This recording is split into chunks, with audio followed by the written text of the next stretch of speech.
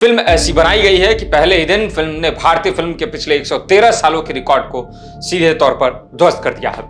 Film ने पहले ही दिन वर्ल्ड वाइड 236 करोड़ रुपए की कमाई की है। वहीं हिंदी भाषा में फिल्म ने अकेले केवल 100 करोड़ से ऊपर की अधिक कमाई की है। फिल्म धुरंधर 2 एक बार फिर से बताने की कोशिश करती है कि यह नया भारत है जो घर में घुसकर मारेगा।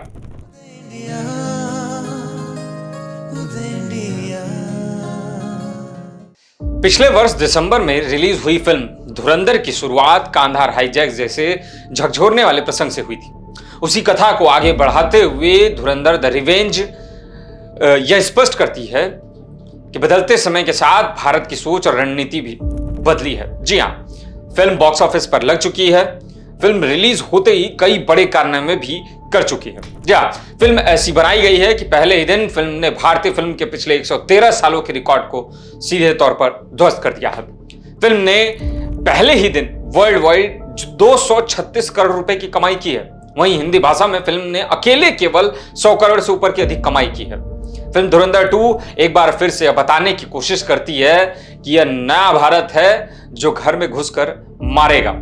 शीर्षक से ही स्पष्ट होता है कि इस बार प्रतिशोध लिया जाएगा। बता दें कि इस बार निर्देशक आदित्य धर ने भारतीयों का दमखम दिखाया है। उन्होंने भारतीय एजेंटों की साहसिक कार्रवाई और प्रतिशोध की भावना को अधिक विस्तार और तीव्रता के साथ प्रस्तुत किया है। हालांकि यह मूल फिल्म की तुलना में थोड़ा कमजोर है, लेकिन फिल्म के एक्शन, गाने और अभिनय जितने भी हैं वो महफिल लूटते नजर आ रहे हैं। वे ए क्लास के हैं।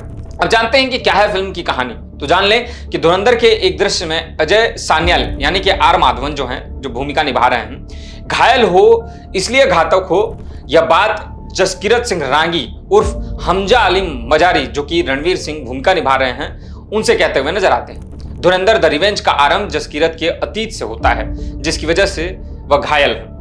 एक मामूली जमीन विवाद के कारण उसके परिवार पर ढाए गए अत्याचार उसकी जिंदगी की दिशा बदल देते हैं।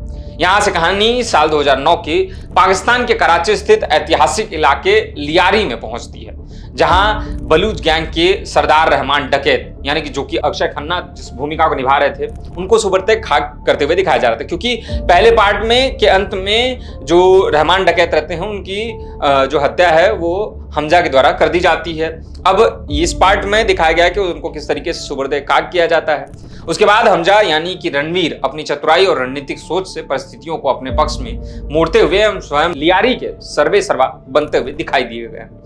इस सफर में उसे अपने ससुर जमील यानी कि जो कि राकेश बेदी जिस भूमिका में है का पूरा सहयोग मिलता है। उसकी बढ़ती ताकत को देखते हुए बलूच नेता उसे शेरे बलूच की उपाधि भी दे देते हैं। जी हाँ, फिल्म की कहानी पहले पार्ट की तरह ही कई परतों में विकसित होती है। पाकिस्तान की खुफिया एजेंसी ISI के मेजर इकबाल जो कि अर्जुन रामपाल हैं, इस बार वे प्रमुख भूमिका में रहे हैं, के नेतृत्व में भारत में तबाही मचाने की साजिश रची जाती है। भारी मात्रा में ड्रग्स और नकली नोट भारत भेजने की तैयारी होती है, जो कि फिल्म में दिखाया गया है। इस बीच SP चौधरी असलम यानी कि जो संजय जिस भूमिका को निभा रहे हैं हमजा पर उनको शक हो जाता है। वह तहकीकात करते हैं, तमाम चीजों को सामने लाने की कोशिश करते हैं। इन सभी घटनाक्रम के बीच हमजा की असलियत क्या है इकबाल के सामने आ पाती है। इसके बारे में जाने तो क्या वह भारत में हुए हमले के साजिशकर्ताओं को अंजाम तक पहुंचा पाता है, यही फिल्म का मूल कथा है। जी हाँ, ये सारी चीजें फिल्म में दिखाने की कोशिश की गई हैं अलग अलग पार्ट के हिसाब से। जैसा कि पहले पार्ट में हम लोगों ने देखा था अलग अलग चैप्टर दिखाए गए थे,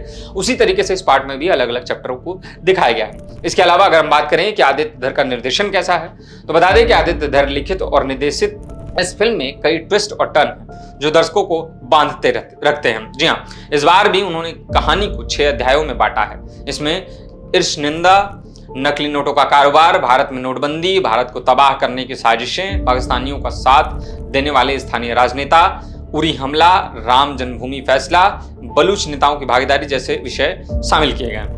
फिल्म में नोटबंदी के दौरान प्रधानमंत्री नरेंद्र मोदी का टीवी पर चलता भाषण कहानी को विश्वसनीयता प्रदान करता है। प्रयागराज में मारे गए नेता के तार किस तरीके से जो हैं पाकिस्तानी साजिशकर्ताओं से जुड़े हैं यह भी दिखाया गया है, वो सभी को चौंकाता भी है। फिल्म का क्लाइमैक्स विशेष रूप से लंबा है, जहां हमजा और मेजर इकबाल के बीच संघर्ष को जरूरत से ज्यादा खींचा गया है, लेकिन जिस तरीके से एक्शन सीक्वेंस दिए गए हैं, जिस तरीके से म्यूजिक बैकग्राउंड में दिया गया है, वो सारी चीज़ें इन सभी परतों को शैडो कर देते हैं, ढक देते हैं। और लास्ट में बात ये उभर के आती है कि फिल्म काफ़ी ज़्यादा रोमांचित कर देने वाली है, काफ़ी ज़्यादा अच्छी है। हालांकि अंत में मददगार भारतीय एजेंट का सामने आना चौंकाता है। फिल्म में एक्शन की भरमार है और कई दृश्य अत्यंत हिंसक भी दिखाए गए हैं।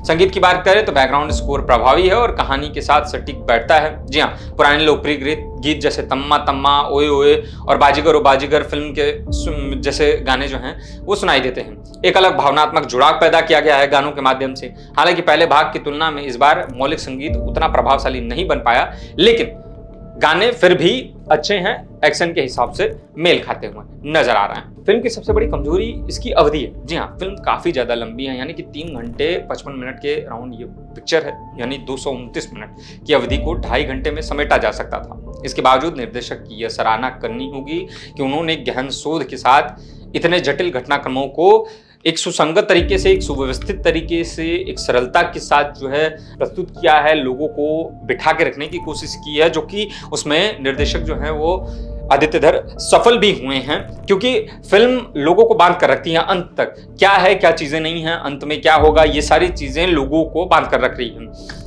फिल्म के अंत में संवाद है, बलिदान देने से बड़ा कोई धर्म नहीं होता और देश के लिए बलिदान देने से बड़ा कोई धर्म नहीं होता। ये सारी चीजें फिल्म में दिखाई गई हैं। पूरी फिल्म के भाव को प्रभावी ढंग से अभिव्यक्त करता है। जी हाँ, कुल मिलाकर धुरंधर द रिवेंज एक महत्वाकांक्षी, व्यापक और विचारोत्त फिल्म बन चुकी है, जो देशभक्ति, प्रतिशोध और बलिदान जैसे भावों को सीधे तौर पर प्रस्तुत करती है बड़े पर्दे पर। अगर मुझसे पूछा जाए तो मैं फिल्म को 5 में से 4 स्टार रेटिंग दूंगा और यह आशा करूंगा कि फिल्म कई रिकॉर्ड को तोड़ते हुए काफी अच्छी कमाई करे।